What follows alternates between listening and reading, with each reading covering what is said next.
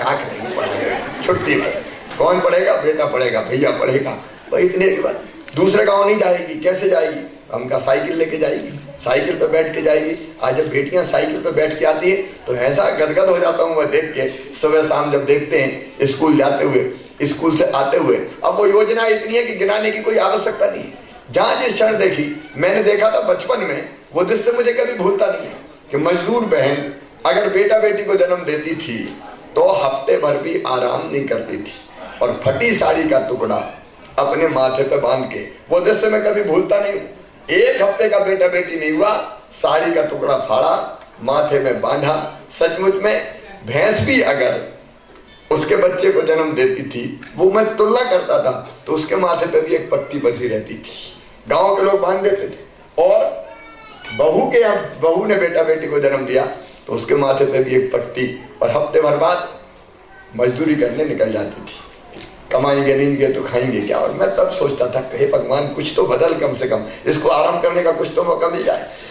और इसलिए फिर हमने सोचा कि मजदूर बहन बेटा बेटी को जन्म देगी तो 1.5 महीने की मजदूरी बिना काम किए सरकार के खजाने से उस बहन को देके कहेंगे कि जा बहन 1.5 महीना घर पर रहकर आराम कर, बेटा बेटी को पालने का काम कर। पति से भी कहा 15 दिन की मजदूरी तू भी ले भैया और अपनी पत्नी की सेवा कर। अब ऐसे समय तो पति को पत्नी की सेवा और देखरेख करनी चाहिए, उसकी भी तो ड्यूटी होती है, उसका भी तो कर्तव्य होता है। लाडली लक्ष्मी जैसी योजनाएं बनी और इन योजनाओं का क्रम जारी है। लेकिन मैं एक बात अपनी बहनों से आज कहना चाहता हूँ, स्वागतम लक्ष्मी जो विभाग ने योजना बनाई है यह अभिनव योजना है, क्योंकि सवाल केवल कुछ सुविधाओं देने का नहीं है, सवाल है लोगों की मानसिकता बदलने का, लोगों का दिमाग बदलने का।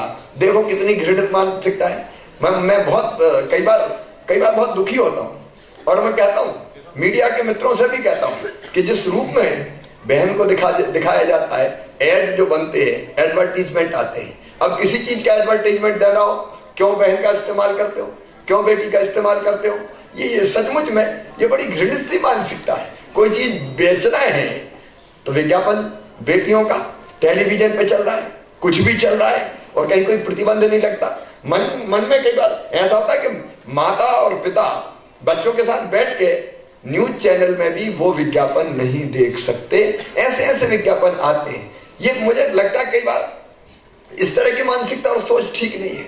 इस सोच को बदलना है, समाज के पूरे सोच को बदलना है। और ये सोच बदलने के लिए स्वागतम लक्ष्मी कार्यक्रम है और बेटी बचाओ अभियान भी। देखो मैं तो जहाँ जाता हूँ सरकारी कार्यक्रम में भी सबसे पहले अपनी बिटिया की पूजा करता हूँ, उसको तिलक लगाता हूँ, उसके पाँव पड़ता हूँ। और ये मैं इसलिए पढ़ता हूँ, मैं जानता हूँ कि अकेले मेरे पाँव पड़ने और तिलक लगाने से परिस्थिति नहीं बदलेगी, लेकिन जब हजारों लोग देखेंगे कि मुख्यमंत्री घुटनों पर बैठ के जूते चप्पल उतार के बेटी के पांव धुला रहा है, बेटी को तिलक लगा रहा है, तो शायद इस मानसिकता को बदलने का एक वातावरण जरूर मिलेगा। इसलिए मैं बेटियों की पूजा करता हूँ। मानसिकता बदलना, सोच बदलना है और धीरे धीरे वो सोच निश्चित तौर पर बदलेगा। क्योंकि बेटियां, माताएं, बहन इतनी बड़ी ताकत है, इतनी बड़ी शक्ति है कि इसके बिना तो कुछ चल ही नहीं सकता, सृष्टि नहीं चल सकती, दुनिया नहीं चल सकती। और इसलिए समाज इस महत्व को धीरे धीरे स्वीकार कर रहा है, परिस्थितियां बदल रही है। जैसा मामी जी ने कहा, अब बेटा और बेटी के जन्म में अगर आप देखेंगे जो नवजात शिशु है तो उनमें अब धीरे धीरे अंतर घट रहा है, बहुत तेजी से नहीं घट रहा, धीरे धीरे घटना शुरू हुआ है। लोगों का माइंडसेट बदला है। अब मैं जहाँ जाता हूँ लोग बेटियां लेके गोद में आते हैं, मामा भांजी है तुम्हारी, भांजी है तुम्हारी, भांजी। और मुझे इतना अच्छा लगता है। और कई बार सचमुच में मेरी बेटियों से कहना चाहता हूँ कि अगर मुझे कई बार उदास होता हूँ, कई बार किसी कारण से, कई बार थोड़ी बहुत मन में निराशा आती है, तो जब भी मैं खिलखिलाती बेटियों को देखता हूँ तो सारी निराशा दूर हो जाती है। मुझे लगता है कि ये बेटियां हैं जो खुशियां देती है और नई जिंदगी देने का काम करती है। और इसलिए मैं कहा जाता हूँ, मेरा और बेटियों का रिश्ता ऐसा हो गया है कि बेटियां भी चहक जाती कि मामा आ गया, और मामा का भी दिल गदगद हो जाता है। इससे बड़ी खुशी कोई हो ही नहीं सकती कि मेरी बेटियां मुस्कुरा जाए। लेकिन बदलना है प्रदेश के वातावरण, बदल रहा है और तेजी से बदल रहा है। मानसिकता बदलना है।